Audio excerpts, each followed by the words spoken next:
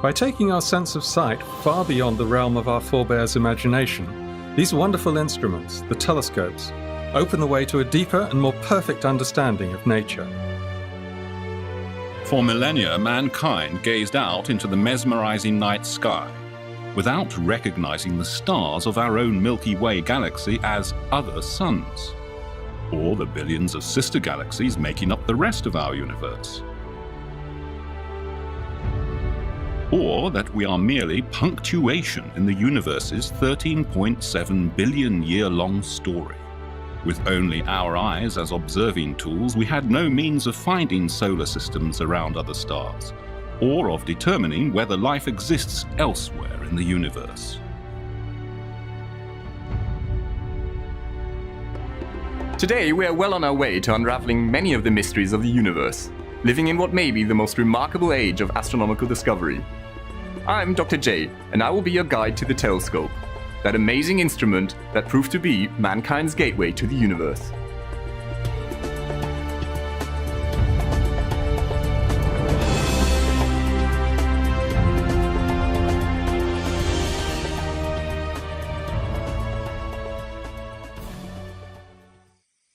Four centuries ago, in 1609, a man walked out into the fields near his home. He pointed his homemade telescope at the moon, the planets, and the stars. His name was Galileo Galilei. Astronomy would never be the same again.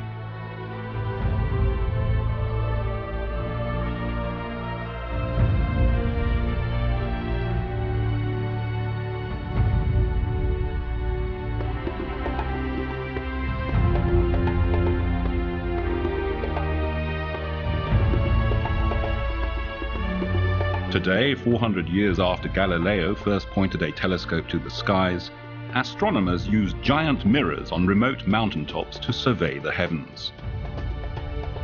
The telescopes collect faint chirps and whispers from outer space. Scientists have even launched telescopes into Earth orbit, high above the disturbing effects of our atmosphere. And the view has been breathtaking.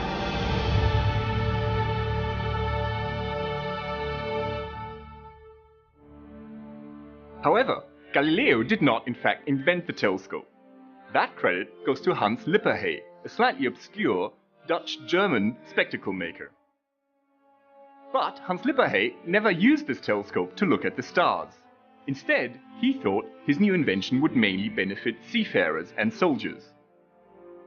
Lippershey came from Middelburg, then a large trading city in the fledgling Dutch Republic.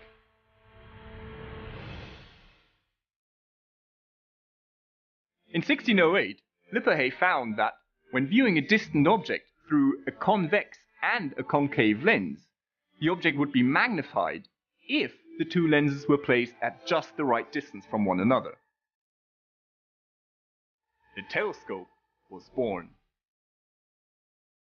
In September 1608, Lippershey revealed his new invention to Prince Maurits of the Netherlands. He could not have chosen a more advantageous moment, because at that time the Netherlands were embroiled in the 80 Years' War with Spain.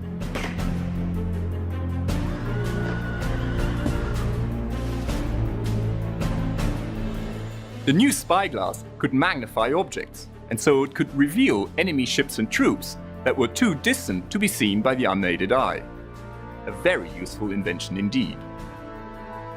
But the Dutch government never granted Lippershey a patent for his telescope. The reason was that other merchants also claimed the invention, especially Lippershey's competitor Zacharias Janssen.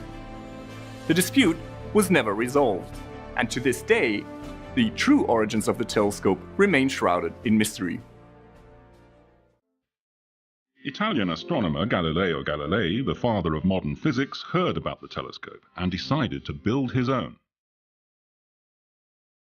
About 10 months ago, a report reached my ears that a certain Fleming had constructed a spyglass by means of which visible objects, though very distant from the eye of the observer, were distinctly seen as if nearby. Galileo was the greatest scientist of his time. He was also a strong supporter of the New World view advocated by the Polish astronomer Nicholas Copernicus who proposed that the Earth orbited the Sun instead of the other way round. Based on what he had heard of the Dutch telescope, Galileo constructed his own instruments. They were of much better quality. Finally, sparing neither labor nor expenses, I succeeded in constructing for myself so excellent an instrument that objects seen by means of it appeared nearly 1,000 times larger than when regarded with our natural vision. It was time to train the telescope on the heavens.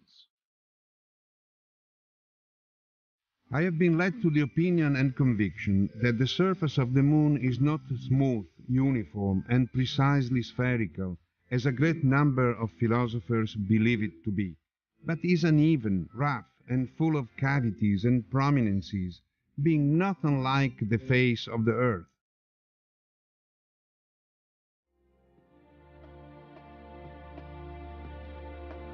A landscape of craters, mountains, and valleys. A world like our own.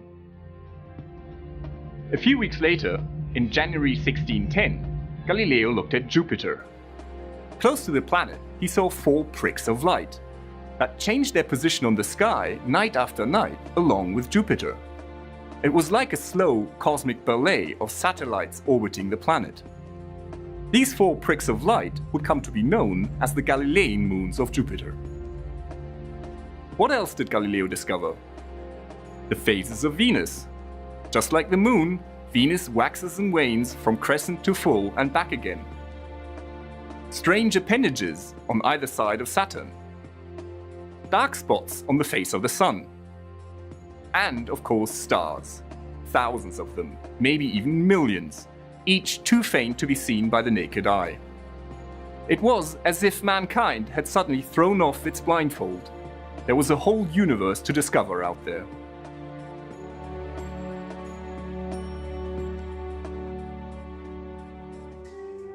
News about the telescope spread across Europe like wildfire. In Prague, at the court of Emperor Rudolf II, Johannes Kepler improved the design of the instrument. In Antwerp, Dutch cartographer Michael van Langren produced the first reliable maps of the moon showing what he believed to be continents and oceans.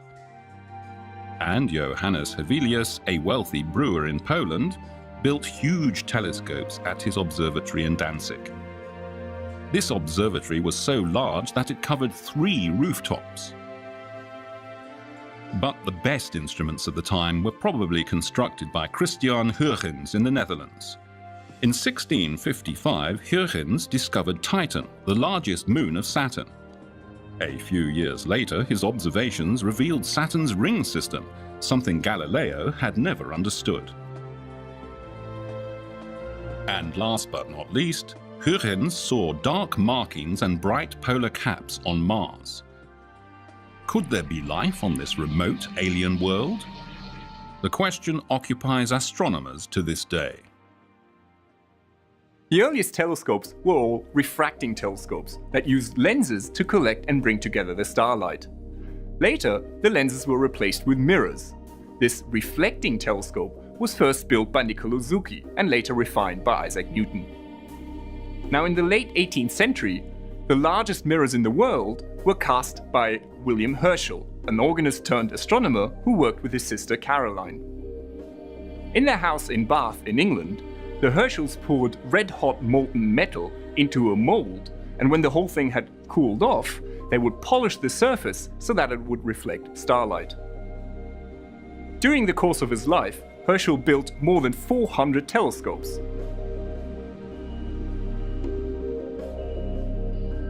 The largest of these was so huge that he needed 4 servants to operate all the various ropes, wheels and pulleys that were required to track the motions of the stars across the night sky, which is of course caused by the Earth's rotation.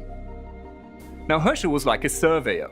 He scanned the heavens and catalogued hundreds of new nebulae and binary stars. He also discovered that the Milky Way must be a flat disk, and he even measured the motion of the solar system through that disk by observing the relative motions of the stars and the planets. And then, on the 13th of March in 1781, he discovered a new planet, Uranus. It was over 200 years until NASA's Voyager 2 spacecraft gave astronomers their first close-up look of this distant world. In the lush and fertile countryside of Central Ireland, William Parsons, the third Earl of Ross, built the largest telescope of the 19th century. With a metal mirror a whopping 1.8 meters across, the giant telescope became known as the Leviathan of Parsonstown. On the occasional clear, moonless nights, the Earl sat at the eyepiece and sailed on a journey through the universe. To the Orion Nebula, now known to be a stellar nursery. On to the mysterious Crab Nebula, the remnant of a supernova explosion. And the Whirlpool Nebula? Lord Ross was the first to note its majestic spiral shape. A galaxy like our own, with intricate clouds of dark dust and glowing gas, billions of individual stars, and, who knows, maybe even planets like Earth. The telescope had become our vessel to explore the universe.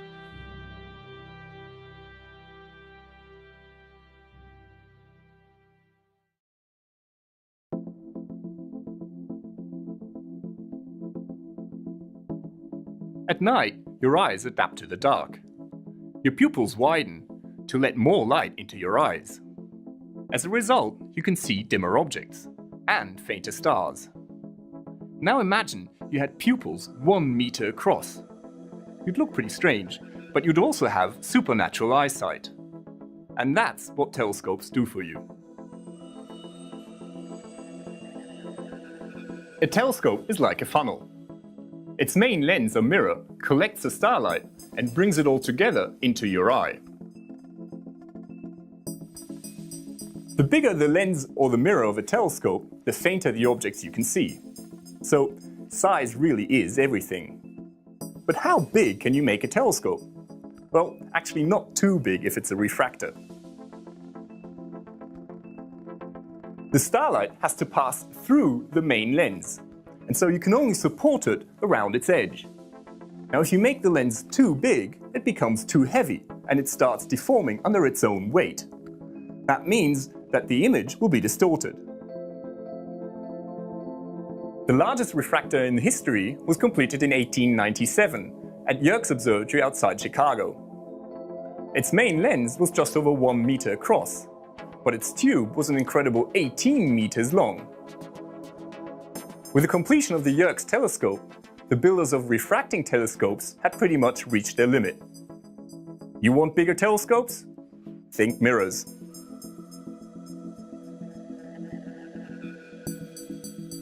In a reflecting telescope, the starlight bounces off a mirror instead of passing through a lens.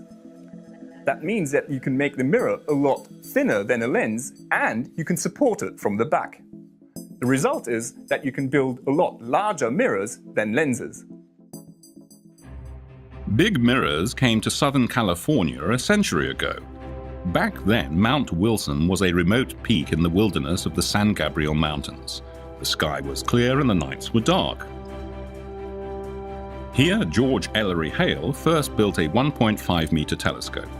Smaller than Lord Ross's retired Leviathan, it was of much better quality, and at a much better sight too. Hale talked local businessman John Hooker into financing a 2.5-meter instrument. Tons of glass and riveted steel were hauled up Mount Wilson. The Hooker telescope was completed in 1917. It would remain the largest telescope in the world for 30 years.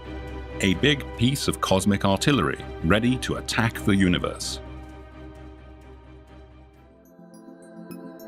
And attack it did. Along with the incredible size of the new telescope came transformations in the way the image was viewed.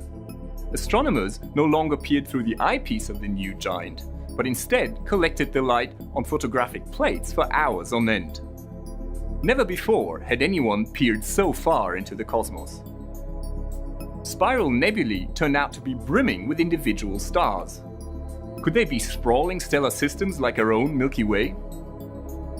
In the Andromeda Nebula, Edwin Hubble discovered a particular type of star that changes its brightness with clock-like precision. From his observations, Hubble was able to deduce the distance to Andromeda. Almost 1 million light-years. Spiral nebulae, like Andromeda, were clearly individual galaxies in their own right. But that wasn't the only incredible thing. Most of these galaxies were found to be moving away from the Milky Way. At Mount Wilson, Hubble discovered that the nearby galaxies were receding at small velocities, whereas the distant galaxies were moving away at a much faster pace. The conclusion? The universe was expanding. The Hooker telescope had given scientists the most profound astronomical discovery of the 20th century. Thanks to the telescope, we have traced the history of the universe. A little less than 14 billion years ago, the universe was born in a huge explosion of time and space, matter and energy called the Big Bang. Tiny quantum ripples grew into dense patches in the primordial brew. From these, galaxies condensed. A stunning variety of sizes and shapes.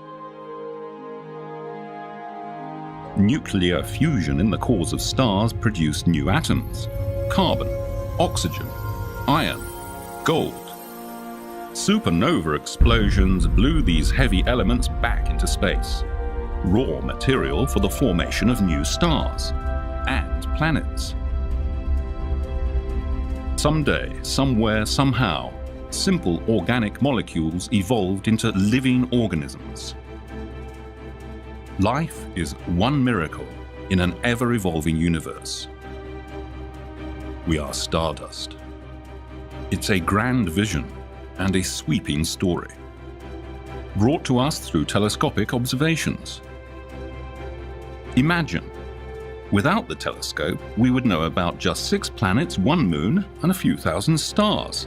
Astronomy would still be in its infancy. Like buried treasures, the outposts of the universe have beckoned to the adventurous from immemorial times. Princesses and potentates, political or industrial, equally with men of science, have felt the lure of the uncharted seas of space. And through their provision of instrumental means, the sphere of exploration has rapidly widened.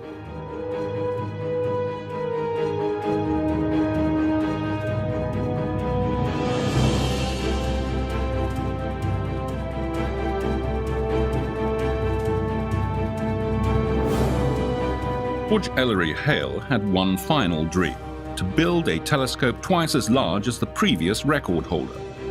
Meet the grand old lady of 20th century astronomy, the 5-meter Hale telescope at Palomar Mountain. Over 500 tons of moving weight, yet so precisely balanced that it moves as gracefully as a ballerina.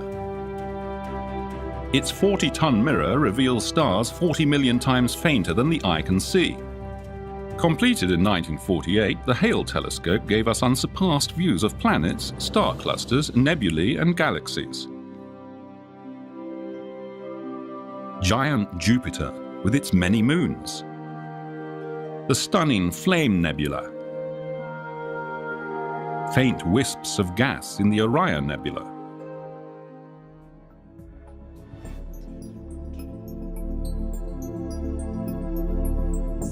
But could we go bigger still?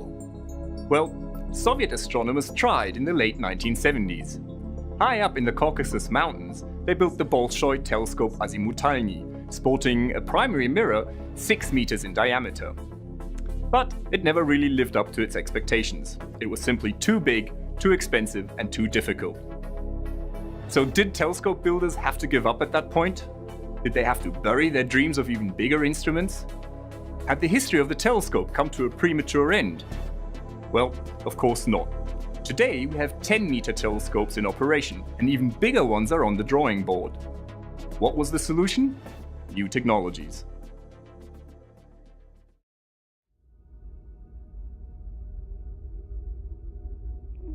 Just as modern cars don't look like a Model T Ford anymore, so are present-day telescopes radically different from their classic predecessors, like the 5-meter Hale telescope. For one thing, their mounts are much smaller. The old-style mount is an equatorial one, where one of the axes is always mounted parallel to the Earth's rotation axis. In order to keep track of the sky's motion, the telescope simply has to rotate around this axis at the same speed with which the Earth rotates. Easy, but space-hungry.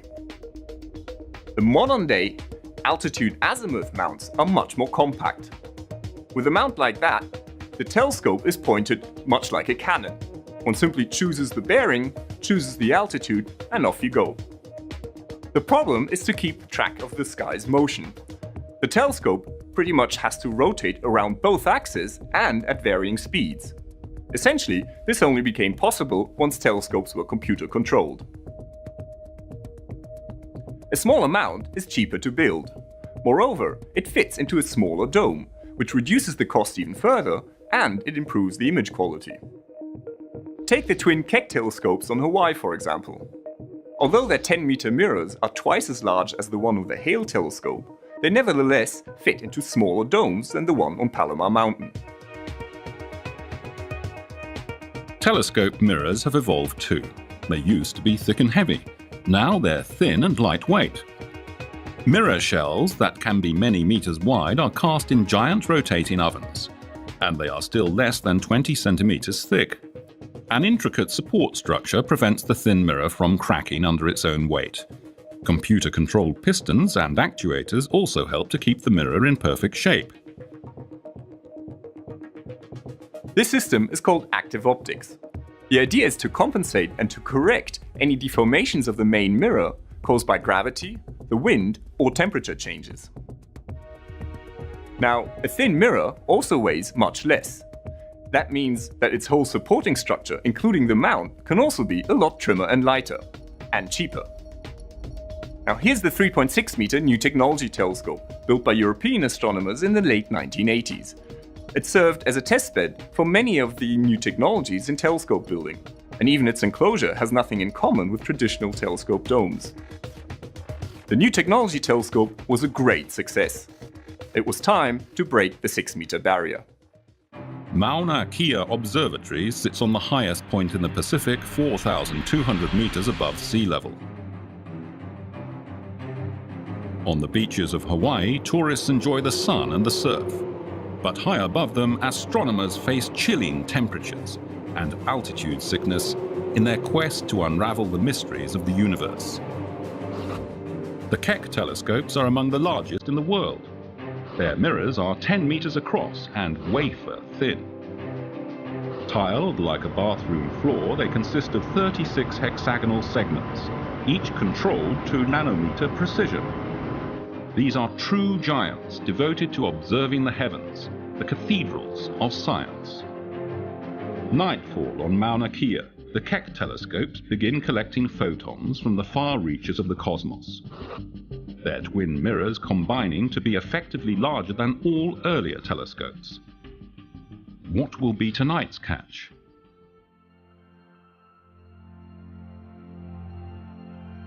A pair of colliding galaxies billions of light years away? A dying star gasping its last breath into a planetary nebula? Or maybe an extrasolar planet that might harbor life? On Cerro Paranal in the Chilean Atacama Desert, the driest place on Earth, we find by far the biggest astronomy machine ever built, the European Very Large Telescope.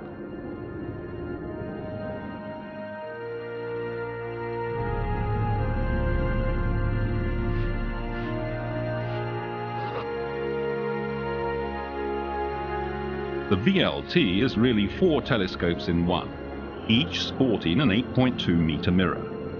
Antu, Cuyen, Melipal, Yepun, native Mapuche names for the Sun, the Moon, the Southern Cross and Venus.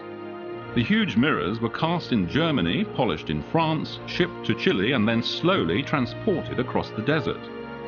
At sunset, the telescope enclosures open up. Starlight rains down on the VLT mirrors. New discoveries are made.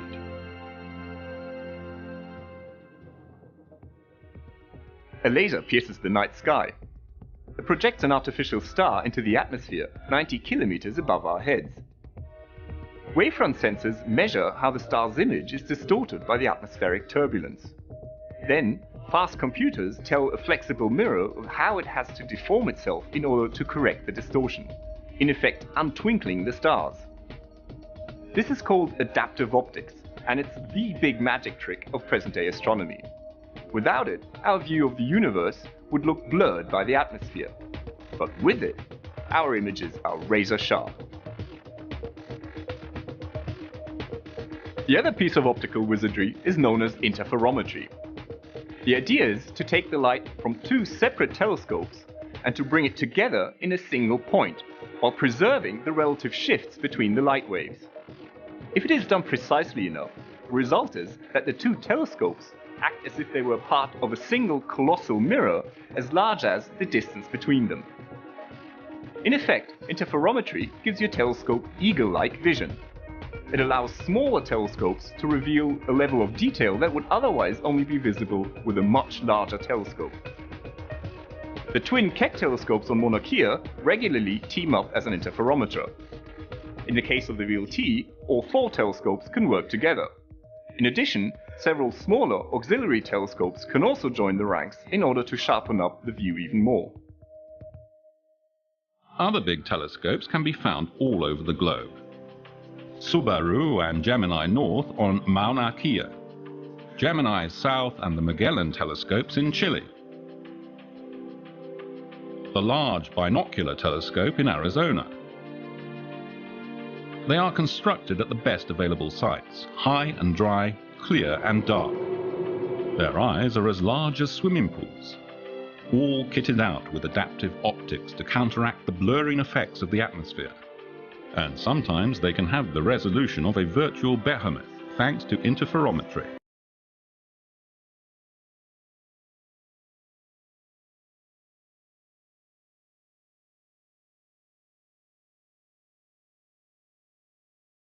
Actual sizes and squash shapes of some stars.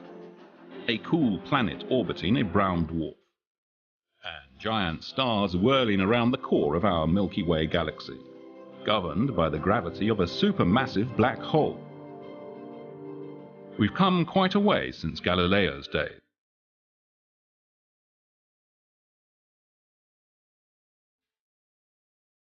"400 years ago, when Galileo Galilei wanted to show others what he saw through his telescope, he had to make drawings.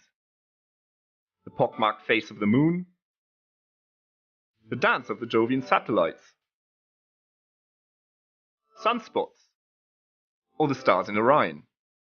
He took his drawings and published them in a small book, The Starry Messenger.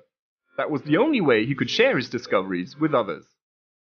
For well over 2 centuries, astronomers also had to be artists.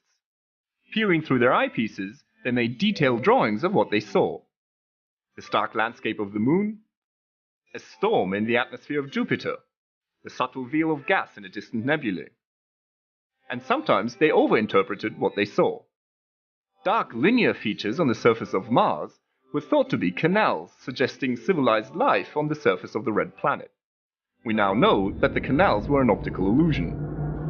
What astronomers really needed was an objective way to record the light collected by their telescopes, without the information first having to pass through their brains and their drawing pens. Photography came to the rescue. The first daguerreotype of the moon. It was made in 1840 by Henry Draper. Photography was less than 15 years old, but astronomers had already seized on its revolutionary possibilities. So how did photography work? Well, the sensitive emulsion of a photographic plate contained small grains of silver halide. Expose them to light and they turned dark. So the result was a negative image of the sky, with dark stars on a light background. But the real bonus was that the photographic plate can be exposed for hours on end. When you take in the night sky with your own eyes, once they're dark adapted, you don't see more and more stars just by looking longer. But with a photographic plate, you can do just that. You can collect and add up the light over hours on end. So a longer exposure reveals more and more stars. And more, and more, and then some. In the 1950s, the Schmidt telescope at the Palomar Observatory was used to photograph the entire northern sky. Almost 2,000 photographic plates, each exposed for nearly an hour. A treasure trove of discovery. Photography had turned observational astronomy into a true science. Objective, measurable, and reproducible. But silver was slow. You had to be patient. The digital revolution changed all that. Silicon replaced silver, pixels replaced grains. Even in consumer cameras, we no longer use photographic film. Instead, images are recorded on a light-sensitive chip, a charge-coupled device, or CCD for short. Professional CCDs are extremely efficient. And to make them even more sensitive, they are cooled down to well below freezing using liquid nitrogen. Almost every photon is registered. As a result, exposure times can be much shorter. What the Palomar Observatory Sky Survey achieved in an hour, a CCD can now do in a few short minutes, using a smaller telescope. The silicon revolution is far from over. Astronomers have built huge CCD cameras with hundreds of millions of pixels. And there's more to come. The big advantage of digital images is that they're, well, digital. They're all set and ready to be worked on with computers. Astronomers use specialized software to process their observations of the sky. Stretching, or contrast enhancing, reveals the faintest features of nebulae or galaxies. Color coding enhances and brings out the structures that would otherwise be difficult to see. Moreover, by combining multiple images of the same object that were taken through different color filters, one can produce spectacular composites that blur the boundary between science and art. You too can benefit from digital astronomy. It has never been so easy to dig up and enjoy the amazing images of the cosmos. Pictures of the universe are always just a mouse click away. Robotic telescopes equipped with sensitive electronic detectors are keeping watch over the sky right now. The Sloan telescope in New Mexico has photographed and catalogued over 100 million celestial objects, measured distances to 1 million galaxies, and discovered 100,000 new quasars. But one survey is not enough. The universe is an ever-changing place. Icy comets come and go, leaving scattered debris in their wake. Asteroids zip by. Distant planets orbit their mother stars, temporarily blocking part of the star's light. Supernovas explode, while elsewhere new stars are born. Pulsars flash, gamma-ray bursts detonate. Black holes accrete. To keep track of these grand plays of nature, astronomers want to carry out all-sky surveys every year, or every month, or twice a week. At least that's the ambitious goal of the Large Synoptic Survey Telescope. If completed in 2015, its 3-gigapixel camera will open up a webcam window on the universe. More than fulfilling astronomers' dreams, this reflecting telescope will photograph almost the entire sky every 3 nights.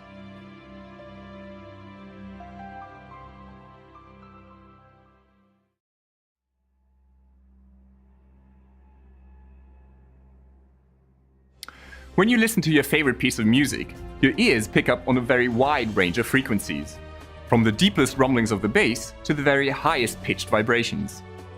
Now imagine your ears were only sensitive to a very limited range of frequencies. You'd miss out on most of the good stuff. But that's essentially the situations that astronomers are in. Our eyes are only sensitive to a very narrow range of light frequencies, visible light, but we are completely blind to all other forms of electromagnetic radiation. However, there are many objects in the universe that do emit radiation at other parts of the electromagnetic spectrum. For example, in the 1930s, it was discovered by accident that there are radio waves coming from the depths of space. Some of these waves have the same frequency as your favorite radio station, but they are much weaker, and of course there's nothing to listen to. In order to tune in to the radio universe, you need some sort of receiver, a radio telescope. Now, for all but the longest wavelengths, a radio telescope is just a dish, much like the main mirror of an optical telescope. But because radio waves are so much longer than visible light waves, the surface of a dish doesn't have to be nearly as smooth as the surface of a mirror. And that's the reason why it's so much easier to build a large radio telescope than it is to build a large optical telescope. Also, at radio wavelengths, it is much easier to do interferometry. That is, to increase the level of detail that can be seen by combining the light from two separate telescopes as if they were part of a single giant dish. The Very Large Array in New Mexico, for example, consists of 27 separate antennas, each measuring 25 meters across. Now, each antenna can be moved around individually, and in its most extended configuration, the virtual dish mimicked by the array measures 36 kilometers across. So what does the universe look like in the radio? Well, for a start, our sun shines very brightly at radio wavelengths. So does the center of our Milky Way galaxy. But there's more.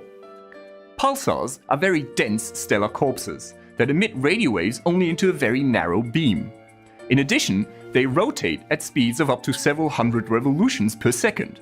So in effect, a pulsar looks like a rotating radio lighthouse. And what we see from them is a very regular and fast sequence of very short radio pulses. Hence the name. The radio source known as Cassiopeia A is in fact the remnant of a supernova that exploded in the 17th century. Centaurus A, Cygnus A, and Virgo A are all giant galaxies that pour out huge amounts of radio waves. Each galaxy is powered by a massive black hole at its center. Some of these radio galaxies and quasars are so powerful that their signals can still be detected from a distance of 10 billion light years. And then there's the faint, relatively short wavelength radio hiss that fills the entire universe. This is known as the cosmic microwave background, and it is the echo of the Big Bang, the very afterglow of the hot beginnings of the universe. Each and every part of the spectrum has its own story to tell. At millimeter and sub-millimeter wavelengths, astronomers study the formation of galaxies in the early universe and the origin of stars and planets in our own Milky Way. But most of this radiation is blocked by water vapor in our atmosphere. To observe it, you need to go high and dry. To Llano de Chajnator, for example. At 5 kilometers above sea level, this surrealistic plateau in northern Chile is the construction site of ALMA, the Atacama Large Millimeter Array. When completed in 2014, ALMA will be the largest astronomical observatory ever built. 64 antennas, each weighing 100 tons, will work in unison. Giant trucks will spread them out over an area as large as London to increase the detail of the image or bring them close together to provide a wider view. Each move will be made with millimeter precision. Many objects in the universe also glow in the infrared. Discovered by William Herschel, infrared radiation is often also called heat radiation because it is emitted by all relatively warm objects, including humans. You may be more familiar with infrared radiation than you think, because on Earth, this kind of radiation is used by night vision goggles and cameras. But to detect the faint infrared glow from distant objects, astronomers need very sensitive detectors, cooled down to just a few degrees above absolute zero in order to suppress their own heat radiation. Today, most big optical telescopes are also equipped with infrared cameras. They allow you to see right through a cosmic dust cloud, revealing the newborn stars inside, something that just cannot be seen in the optical. For example, take this optical image of the famous stellar nursery in Orion. But look how different it is when seen through the eyes of an infrared camera. Being able to see in the infrared is also very helpful when studying the most distant galaxies. The newborn stars in a young galaxy shine very brightly in the ultraviolet. But then this ultraviolet light has to travel for billions of years across the expanding universe. The expansion stretches the light waves, so that when they are received by us, they've been shifted all the way into the near infrared. This stylish instrument is the MAGIC telescope on La Palma. It searches the sky for cosmic gamma rays, the most energetic form of radiation in nature. Lucky for us, the lethal gamma rays are blocked by the Earth's atmosphere, but they do leave behind footprints for astronomers to study. After hitting the atmosphere, they produce cascades of energetic particles. These, in turn, cause a faint glow that MAGIC can see. And here's the Pierre Auger Observatory in Argentina. It doesn't even look like a telescope. Pierre Auger consists of 1,600 detectors, spread over 3,000 square kilometers. They catch the particle fallout of cosmic rays from distant supernovas and black holes. And what about neutrino detectors, built in deep mines or beneath the surface of the ocean, or in the Antarctic ice? Could you call those telescopes? Well, why not? After all, they do observe the universe, even if they don't capture data from the electromagnetic spectrum. Neutrinos are elusive particles that are produced in the sun and supernova explosions. They were even produced in the Big Bang itself.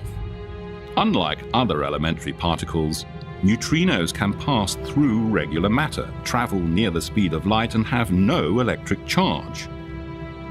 Although these particles may be difficult to study, they are plentiful. Each second, more than 50 trillion electron neutrinos from the sun pass through you. Finally, astronomers and physicists have joined forces to build gravitational wave detectors. These telescopes do not observe radiation or catch particles. Instead, they measure tiny ripples in the very structure of space-time, a concept predicted by Albert Einstein's theory of relativity. With a stunning variety of instruments, astronomers have opened up the full spectrum of electromagnetic radiation and have even ventured beyond. But some observations simply can't be done from the ground. The answer? Space telescopes.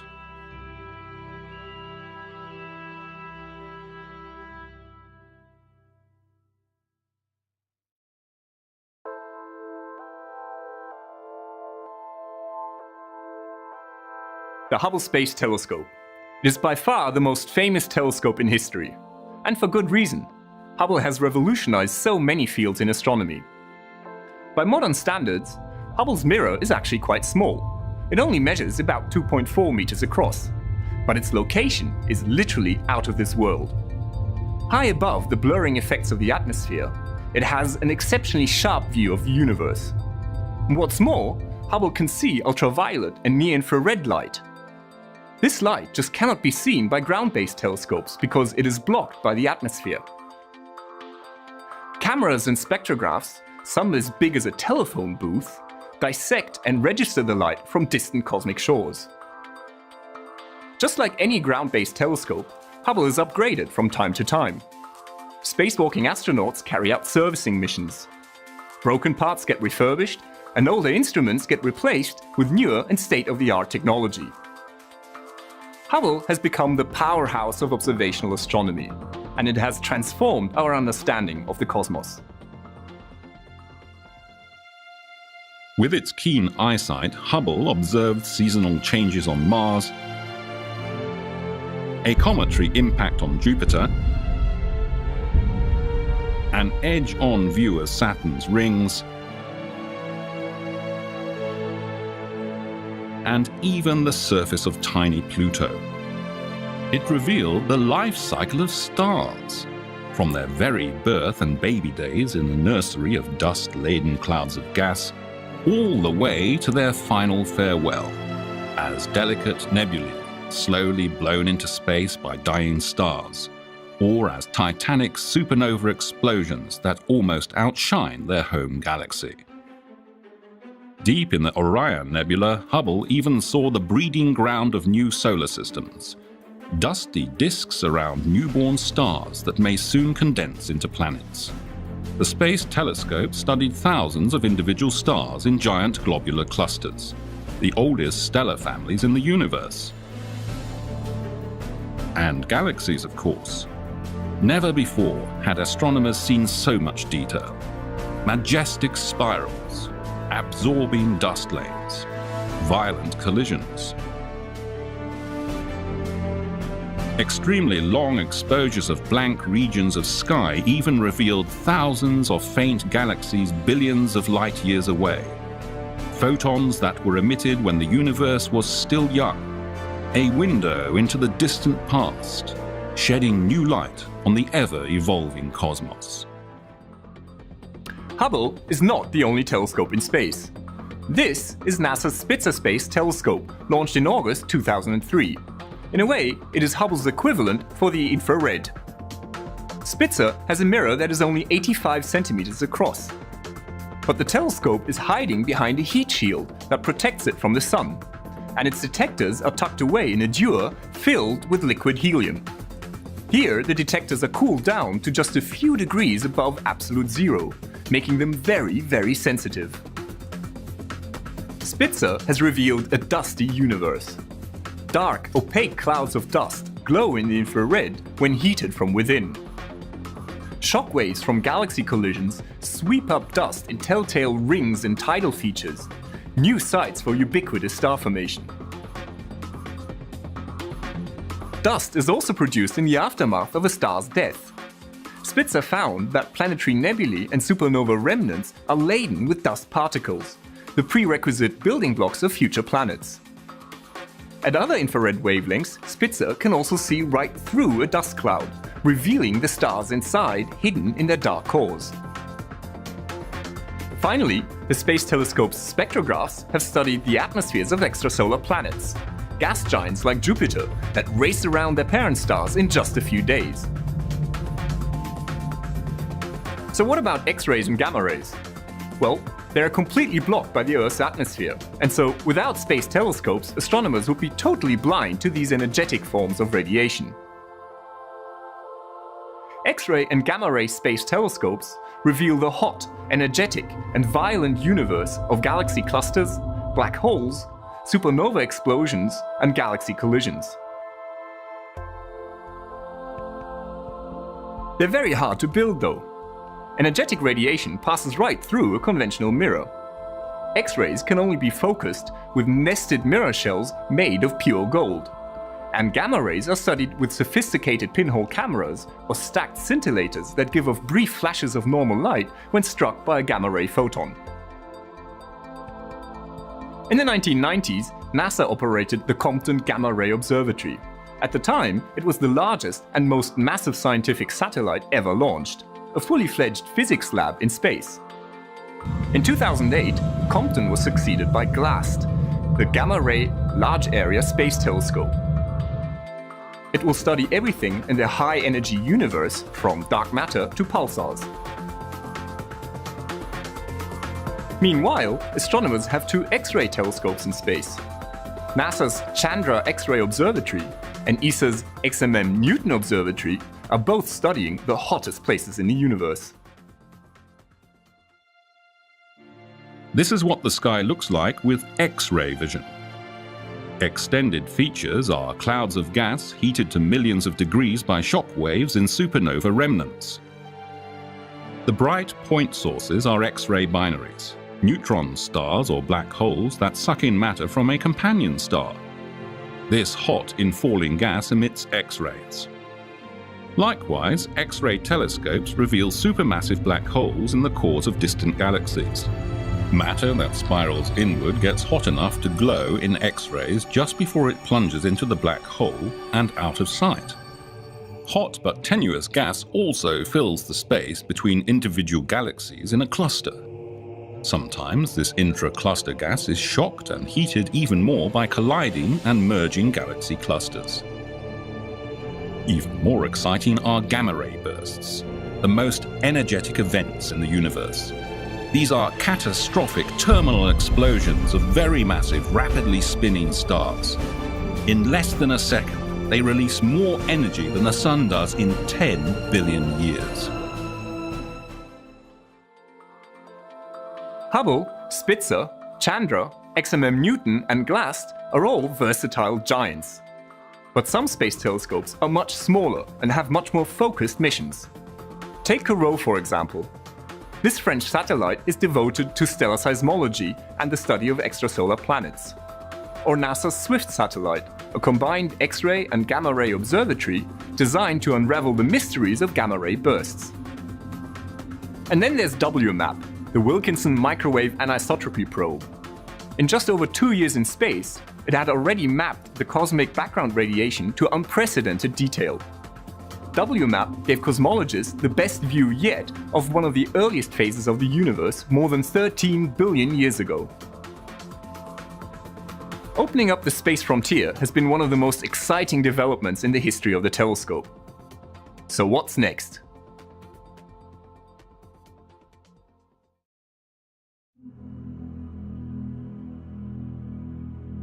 In Arizona, the first mirror has been cast for the giant Magellan telescope. This huge instrument will be built at the Las Campanas Observatory in Chile. Its 7 mirrors, each well over 8 meters across, will be arranged like the petals of a flower. And together they will capture more than 4 times the amount of light any current telescope can catch. The Californian 30-meter telescope, planned for 2015, is more like a giant version of Keck. Hundreds of individual segments make up one enormous mirror as tall as a 6-story apartment. In Europe, plans are ready for a European extremely large telescope. At 42 meters in diameter, its mirror will be as large as an Olympic swimming pool, twice the surface area of the 30-meter telescope. These future monsters, optimized for infrared observations, will all be outfitted with sensitive instruments and adaptive optics. They should reveal the very first generation of galaxies and stars in the history of the universe. Moreover, they may provide us with the first true picture of a planet in another solar system. For radio astronomers, 42 meters is peanuts. They hook up many smaller instruments to synthesize a much larger receiver. In the Netherlands, the low-frequency array, or LOFAR, is under construction. Fiber optics will connect 30,000 antennas to a central supercomputer. The novel design has no moving parts, but it can observe in 8 different directions simultaneously. LOFAR technology will probably find its way into the square-kilometer array, which is now topping the wish list of radio astronomers. The international array will be built in Australia or South Africa. Large dish antennas and small receivers will team up to provide incredibly detailed views of the radio sky.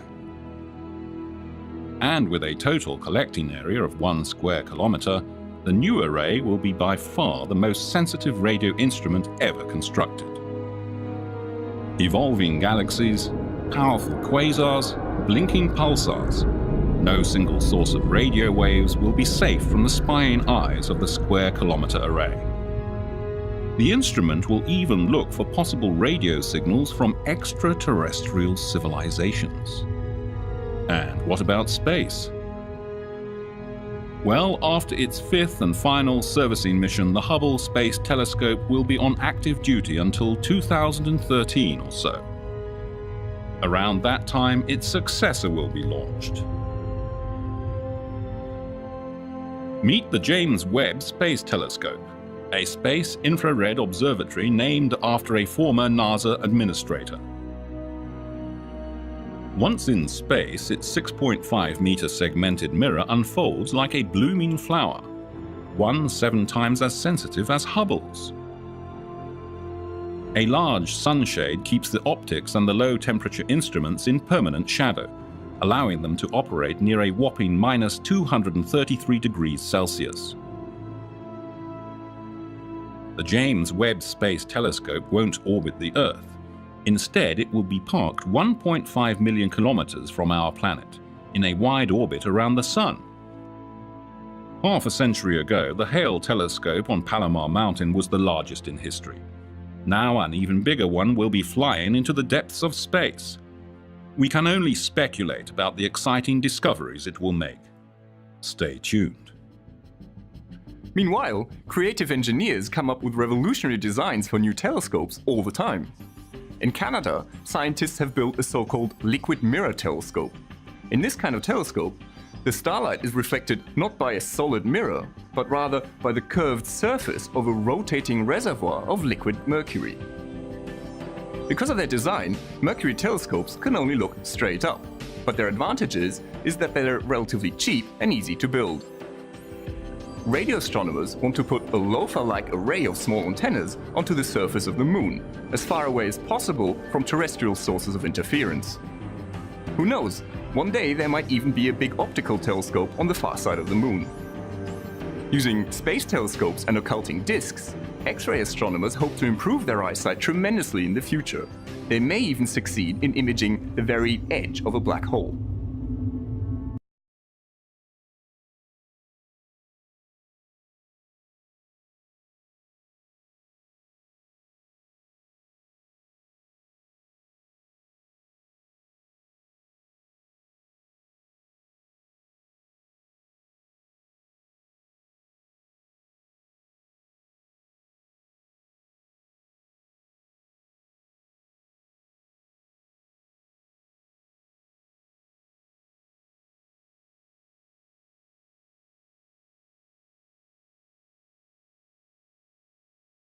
Interferometers launched into the darkness of space may provide a novel answer.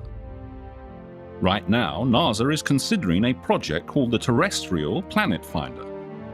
And in Europe, scientists are designing the Darwin Array. 6 space telescopes orbit the Sun in formation. Lasers control their mutual distances to the nearest nanometer. Together they have incredible resolving power, cancelling out the light from overbearing stars, so scientists can actually see Earth-like planets around other stars. Next, astronomers must study the light reflected by the planet. It carries the spectroscopic fingerprint of the planet's atmosphere. Who knows, in 15 years' time we may detect the signatures of oxygen, methane and ozone, the signposts of life. The universe is full of surprises. The sky never ceases to impress. No wonder that hundreds of thousands of amateur astronomers across the globe go out every clear night to marvel at the cosmos. Their telescopes are much better than the instruments used by Galileo. Their digital images even surpass the photographic images taken by professionals just a few decades ago. Astronomers' quest for cosmic understanding, their telescopic exploration of the universe, is only 400 years old. There's still a lot of uncharted territory out there. We've come a long way since Galileo began charting the heavens with his telescope 4 centuries ago. Today, we still observe the universe with telescopes, not only from Earth, but in the limitless regions of space. The seed of humanity lies in our seemingly endless supply of ingenuity and curiosity. We have just begun answering some of the greatest questions conceived. We have charted over 300 planets around other stars in our own Milky Way and located organic molecules on planets around far-flung stars. These incredible discoveries may seem like the zenith of human exploration, but the best is undoubtedly yet to come. You too can join the discoverers. Look up and wonder.